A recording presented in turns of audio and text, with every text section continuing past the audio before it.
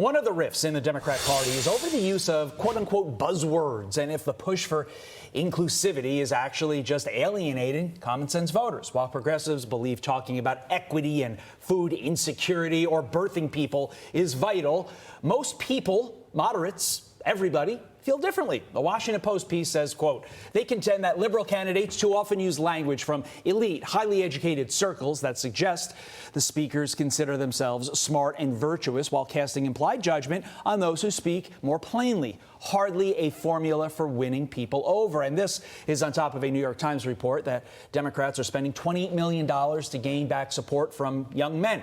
It is even codenamed SAM, which is short for Speaking with American Men, a strategic plan. Former Michigan gubernatorial candidate Tudor Dixon joins us now. Tudor, good morning to you. There is so much going on here that this segment could be a whole hour. But when it comes to this study, the New York Times points out that Democratic donors and strategists gathered in luxury hotel rooms to discuss how to win back working class voters. So one mistake there. So they came up with this idea to have a study to study the syntax of young men to try and win them back. When most young male voters will be thinking, what the heck is a syntax and why are you studying mine? This is exactly why I voted for Donald Trump. What I love about this is they really genuinely can't figure out why young men voted for Donald Trump. And I can tell you why. They wanted somebody who was a champion. They wanted somebody who was a warrior. And I just interviewed someone on Memorial Day. Just yesterday, I had a veteran on, and he told me, you know what, when Donald Trump stood up in the iconic moment when he said, fight, fight, fight, he said it was a moment when veterans and service members looked at him and realized that there are guys you walk into the field with, and some of them are really tough, and they panic in that moment. He said that is the heart of a true warrior, because you can't prepare for it. You can't be ready for it. You don't know how your body is going to react in that moment. But he stood up as a warrior, looked at the crowd and said, we're going to keep going. And I think that was a moment when young men said, yeah, I want to be on that team. I want to be on the team that keeps fighting, even when it's tough. And that's what Democrats just can't get. To me, this goes to a bigger issue as well, Tudor. Why can't Democrats just be authentic? Yeah. Or another word for authentic, normal. Just be normal. Why can't they? Despite the last 5 months where they've seen what the country wants, why can't Democrats come around?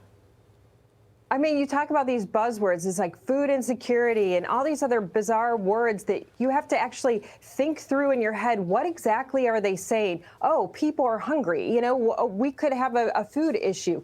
It is ridiculous. And the fact of the matter is, I mean, Carly, you pointed out they're in these luxury hotel rooms trying to figure out what are the words we should use. Just talk like normal people. Why is it so hard to talk? Yeah, well, we actually have some of those examples right here. Listen to this. Power, greed, and corruption is taking over this country like never before. Oligarchy. Thanks to Donald Trump, we now know what oligarchy is about. We have a path forward, but we need generational change. Look. Building coalitions and building community. Yeah, so that's why Kentucky Governor Andy Beshear says it sounds simple, but what the Democratic Party needs to do is be normal and sound normal, which is like the quote of the week. So we'll leave that one there. We also have this that we want to talk to you about regarding Chicago public schools. And you're going to notice a little bit of a trend between these two topics, and it is of buyer's remorse, because there's a Chicago public school teacher that says that their grading policy is becoming way too lenient. And it's because even if you don't turn in an assignment at Chicago Public Schools, you get a 50%, not a 0. And here's the quote from one Chicago Public School teacher. She says, when students graduate and are working in jobs, what they experience around grace and flexibility at schools is not going to match. This bubble is not going to surround you wherever you go. So do you think that her advice and opinion is going to resonate? Because I know you spent a lot of time diving into the education system in this country.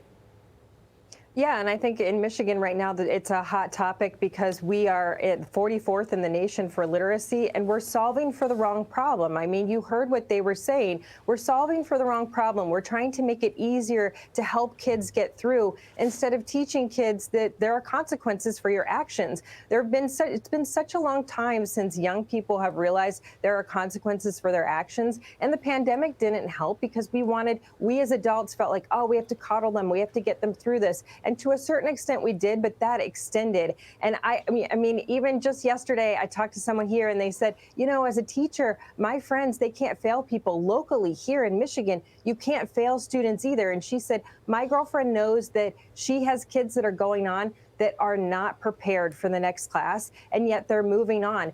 We also have free college. These kids are going into college unprepared. It's free, but they're not ready for it. We are robbing kids of their opportunity to be successful in life. It doesn't matter what career you're in. If you don't understand, you can't be late, you can't just call in sick every other day, and you have to actually perform, you will not be successful in life. It affects every one of us because those people end up affecting society around you in a negative way. We've got to get back on track and solve for the right problems in this country. And so many of those districts, like Chicago, receive billions upon billions of dollars in funding. It begs the question, where does that money go? Yeah. I think we all know part of the answer, teachers union, but the rest is really unclear. Finally, before we let you go, the New York Post coming out with a new study, a new article showing that Gen Zers who said yes to family and yes to religion tended to be happier than those who did not. One Gen Zer saying to the Post, I grew up Jewish and religious, and I think that's probably one of the reasons that I'm not depressed or anxious.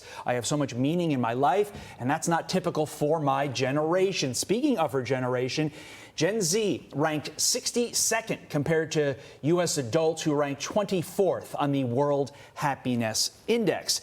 I look at this and say it may be a little bit too late at this point for the millennials, maybe not as late for the Gen Zers, but as parents, shouldn't this be a wake-up call to all parents like the three of us right now and those watching at home to make sure their kids avoid social media as much as possible and really welcome in these more positive influences like religion, like family, Tudor, before it's too late? Yeah, and this is not a new story. It is true of generation after generation that faith makes you happier, that people of faith and community like that are happier. And honestly, it's not exclusive. We just talked about these words, and the Democrats, they've created an exclusive society. If you don't conform to what they want, you are not welcome. In faith, there is grace, there is mercy, and there is community that is welcoming. And it's also, for many people, a like-minded space where they feel safe with their kids and to be able to talk and be themselves and have normal conversations like we just talked about. I love a good normal conversation. It makes life much more enjoyable than... We did not use the word birthing person once or Latinx. Next time we have you, Tudor, to us. Work both of those in. The people at home that are playing the drinking game will appreciate it. Tudor Dixon, thank you. Appreciate it. I'm Steve Ducey. I'm Brian Kilmeade. And I'm Ainsley Earhart. And click here to subscribe to the Fox News YouTube page to catch our hottest interviews and most compelling analysis.